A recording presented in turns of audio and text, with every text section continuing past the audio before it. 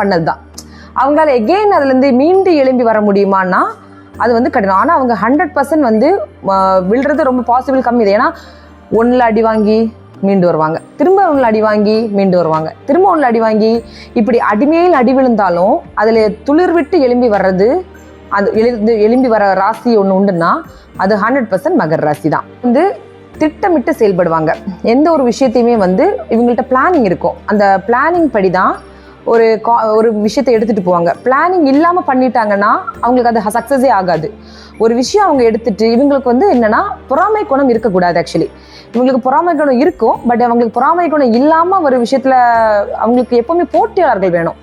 இந்த மகர ராசியை பொறுத்த வரைக்கும் நீங்கள் பார்த்தீங்கன்னா ஒரு போட்டியாளர் இருந்தால் தான் அவங்க வாழ்க்கையிலேயே முன்னேற முடியும். இது வந்து 100% உண்மை.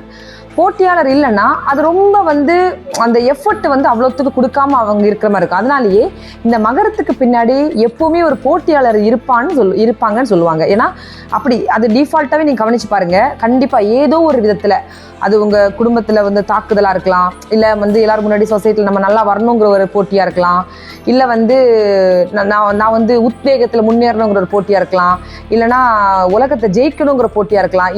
அது வந்து உங்களை வந்து ஒரு பாய் ஃப்ரெண்ட் கேர்ள் ஃப்ரெண்ட் ஏமாற்றங்களா இருக்கலாம், இல்லை கப்பிள்ஸ் திருமண வாழ்க்கையில் ஒரு பிரச்சனையில் முறிவு சந்திச்சு நம்ம இனி ஜெயிக்கணும்னு நினைக்கலாம். எந்த விதம் சொல்ல முடியாது. ஆனால் அவங்களுக்கு ஒரு போட்டியாளர் அவங்க வாழ்க்கையில் இருப்பாங்க. அப்படி இருந்தால் மட்டும் இப்போ இருக்கிறது நன்மையா தீமையானா 100% நன்மை தான். ஏன்னா அப்படி இருந்தால் தான் இவங்களோட வேகம் வந்து ஆல்ரெடி இவங்க 100 மீட்டர், இன்னும் அவங்க போட்டியாளர் கூட வந்துச்சுன்னா 200 மீட்டரில் வந்து இவங்க ரன்னிங் ரேஸுக்கு ரெடியான மாதிரி ரெடி ஆயிடுவாங்க. அவங்க லைஃப்பை வந்து ஓட்ட ஸ்டார்ட் பண்ணுறதுக்காக. இந்த மகர ராசிக்காரங்க தன் உணர்ச்சிகளை வந்து அவ்வளோ சீக்கிரம் வெளிப்படுத்த மாட்டாங்க. இதனாலேயே இவங்க என்ன உணர்றாங்கன்னு புரிஞ்சுக்க முடியாது. அங்கே உணர்ச்சிகளை வந்து தனக்குள்ளே வச்சுக்கிட்டு அதை அடக்கிட்டே இருப்பாங்க. ஒருத்தர்கிட்டையாவது சொல்லி மன ஆறுதல் தேடினா தானே அது வந்து ஒரு பிளாஸ்ட் ஆகும். இவங்க வந்து அப்படி பண்ணவே மாட்டாங்க. எந்த விஷயமா இருந்தாலும் இவங்களுக்கு தேவைப்படும், ஆனால் அதை காட்டிக்க மாட்டாங்க.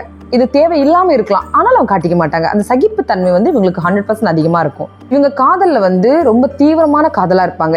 ஆனால் இவங்களோட காதல் வந்து வெளிப்படுத்துறதுல வந்து இவங்களுக்கு சிரமம். ஆனால் இவங்க காதல் வந்து எப்படி இருக்குன்னா ரொம்ப தீவிரமான காதலாக இருக்கும். அது வந்து கண்டுபிடிக்க முடியாது. ஆக்சுவலி இவங்களோட காதல் வந்து அந்த காதலோட ஆழத்தை உணர்ந்தவங்களுக்கு தெரியும். இப்போ மகர ராசியை பற்றி இப்போ மகர ராசிக்காரங்க இதை கேட்கும்போது கண்டிப்பாக அவங்களுக்கு ஃபீல் பண்ண முடியும். அவங்க டீப் லவ்வாக இருக்கலாம், ஆனால் அதை வந்து மற்றவங்களுக்கு புரிய வைக்கிறதுல வந்து இவங்களுக்கு தெரியாது. இப்போ மற்றவங்களுக்கு புரிஞ்சாதான் காதல் அப்படின்னு ஒரு கான்செப்ட் இருக்குது. பட் அந்த காதல் இவங்களால வந்து புரிய வைக்க முடியாது. ஏன்னா உணர்ச்சிகளையே வெளிப்படுத்தாத பர்சன் இல்லையா இவங்க. அப்போ தனக்குள்ள காதல் மட்டும் எப்படி இவங்க வெளிப்படுத்திட முடியும்? ஸோ அது இவங்களுக்கு வந்து ஒரு பெரிய விஷயம். அவங்க அந்த உணர்ச்சிகளை வந்து அந்த காதலில் கூட அவங்க வந்து தீவிரமாக காதலிப்பாங்க, ஆனால் அந்த ரகசியமாக அந்த உள்ளுக்குள்ள தான் வச்சிருப்பாங்களே தவிர வெளிப்படையாக கொண்டுற மாட்டாங்க. இவங்களோட